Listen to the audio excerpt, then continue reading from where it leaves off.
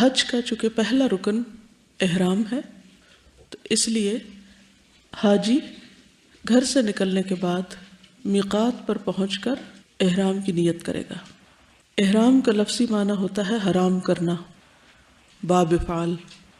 شریعت کے مطابق احرام کا معنی ہوتا ہے اپنے لیے بعض ایسی چیزوں کو حرام کرنا جو عام حالات میں حلال ہوتی ہیں یا مباح ہوتی ہیں، اور دراصل احرام حج یا عمرے کی نیت کرنے کے عمل کو کہتے ہیں، یا اس کے ارادہ کو، کہ باقاعدہ انسان ایک طرح سے فارمل نیت کرتا ہے۔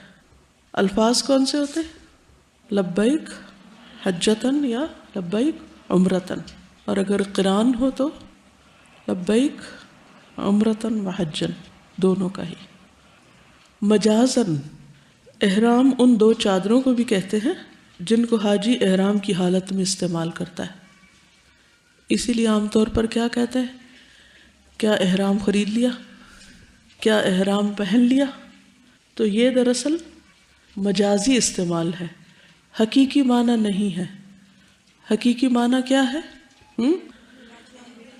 احرام کے لیے چند حلال اور مباح چیزوں کو اپنے اوپر حرام کرنا، حج یا عمرے کی باقاعدہ نیت کرنا۔